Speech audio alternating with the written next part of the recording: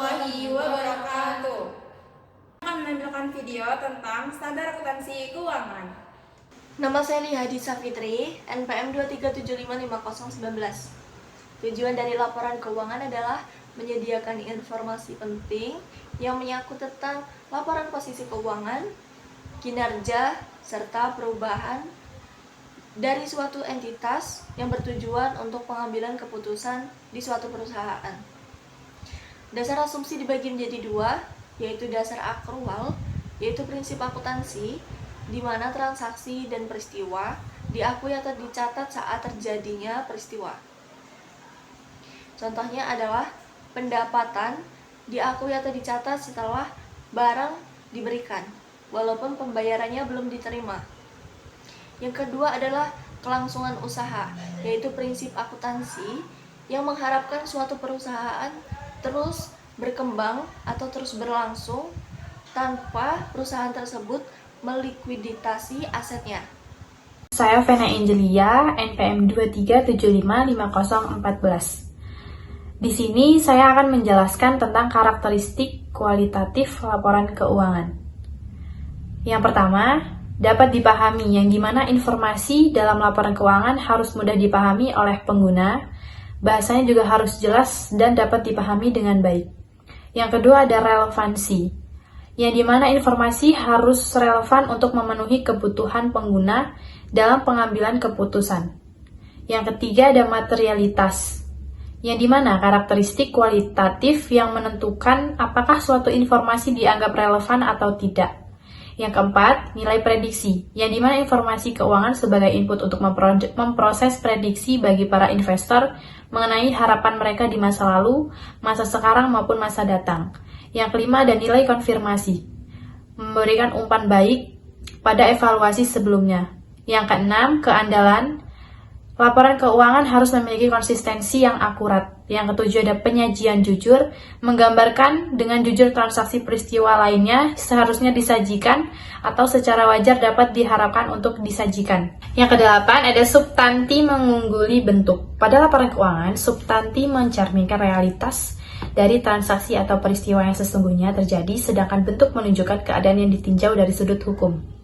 Yang kesembilan ada netralitas, memuat informasi yang diarahkan untuk memenuhi kebutuhan umum dan tidak biasa pada kebutuhan pihak tertentu. Yang ke-10, pertimbangan sehat mengandung unsur kehati-hatian pada saat melakukan perkiraan dalam kondisi ketidakpastian. Ke-11, kelengkapan, mengukur beberapa banyak butir laporan keuangan secara material yang diungkap oleh perusahaan manufaktur yang terdaftar di Bursa Efek Indonesia.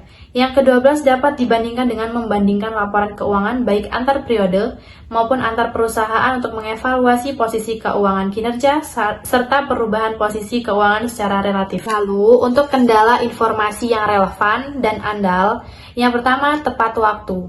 Jika terjadi penundaan yang tidak seharusnya dalam pelaporan, maka informasi yang dihasilkan akan kehilangan relevansinya. Yang kedua, keseimbangan antara biaya dan manfaat. Manfaat yang dihasilkan dari informasi harus melebihi biaya penyusunannya. Laporan keuangan tidak seharusnya menyajikan segala informasi yang manfaatnya lebih kecil dari biaya penyusunannya. Dan yang terakhir ada penyajian wajar yang jujur tentang pengaruh transaksi, peristiwa, dan kondisi lain sesuai dengan definisi kriteria pengakuan untuk aset, liabilitas, pendapatan, dan beban yang ditetapkan dalam kerangka konseptual pelaporan keuangan. Perkenalkan, saya Dara Mesya dengan NPM 237555010. Di sini saya akan sedikit menjelaskan mengenai topik unsur-unsur laporan keuangan dan pengakuan unsur-unsur laporan keuangan. Unsur-unsur laporan keuangan itu ada dari posisi keuangan dan kinerja. Dari posisi keuangan sendiri yaitu berupa aset, liabilitas atau hutang, dan ekuitas. Dari posisi kinerja ada penghasilan. Penghasilan di sini bisa berupa uang yang dihasilkan dari suatu penjualan. Dan yang kedua ada beban. Beban yaitu suatu tanggungan yang menjadi suatu tanggung jawab. Selanjutnya ada pengakuan unsur-unsur laporan keuangan. Apa sih pengakuan itu? Pengakuan yaitu merupakan pencatatan secara resmi suatu kuantitas dari hasil pengukuran ke dalam sistem akuntansi sehingga nilai tersebut bisa mempengaruhi suatu pos. Contohnya seperti pembelian suatu aset berupa mobil seharga 78 juta. Maka apabila dicatat ke dalam akuntansi, hal tersebut akan mempengaruhi suatu aset tetap, sehingga pencatatannya menjadi kendaraan seharga 78 juta. Suatu pos tersebut bisa diakui apabila yang pertama, manfaat ekonominya yang berkaitan dengan pos tersebut akan mengalir dari atau ke dalam perusahaan, dan yang kedua yaitu pos tersebut mempunyai nilai atau biaya yang dapat diukur secara andal. Saya Kansana Bila NPM 2375518. Di sini saya akan menjelaskan pengukuran unsur laporan keuangan. Pengukuran atau measurement adalah proses penetapan nilai uang untuk mengakui dan memasukkan setiap unsur laporan dalam neraca dan laba rugi. Pengukuran unsur neraca dan laporan laba rugi menggunakan beberapa dasar pengukuran tertentu, yaitu biaya historis, biaya kini, nilai realisasi atau penyelesaian, dan nilai sekarang. Pada nilai historis atau historical cost, aset dicatat sebesar pengeluaran kas atau setara kas yang dibayar atau sebesar nilai wajar dari imbalan yang diberikan untuk memperoleh aset tersebut pada saat perolehan.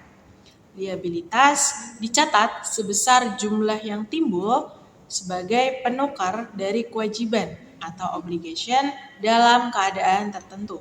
Misalnya pajak penghasilan, sejumlah kas atau setara kas yang diharapkan akan dibayarkan untuk memenuhi kewajiban dalam pelaksanaan usaha yang normal.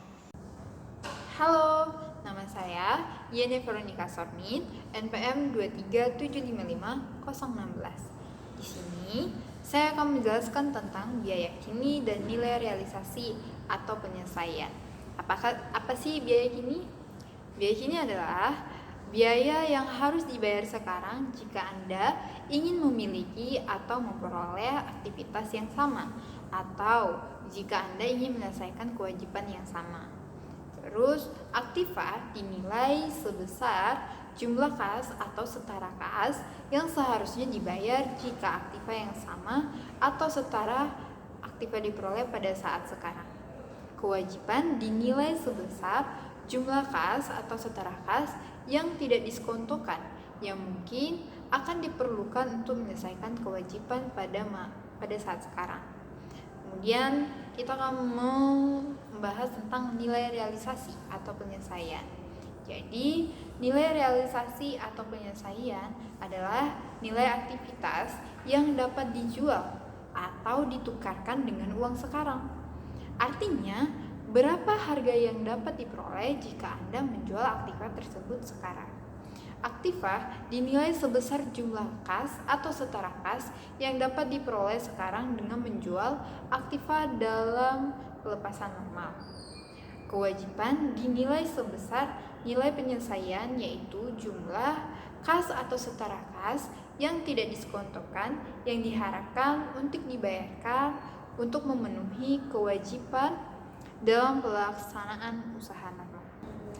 Nama saya Limat Sadia, NPM 237555015. Di sini saya akan menjelaskan tentang present value atau nilai sekarang. Yang pertama yaitu aktiva, dinilai sebesar arus kas masuk bersih di masa depan yang didiskontokan ke nilai sekarang dari pos yang diharapkan dapat memberikan hasil dalam pelaksanaan usaha normal. Dan yang kedua yaitu kewajiban. Kewajiban dinilai sebesar arus kas keluar di masa depan yang didiskontokan ke nilai sekarang yang diharapkan akan diperlukan untuk menyelesaikan kewajiban dalam pelaksanaan usaha normal. Sekian presentasi dari kelompok kami. Saya ucapkan Assalamualaikum warahmatullahi wabarakatuh.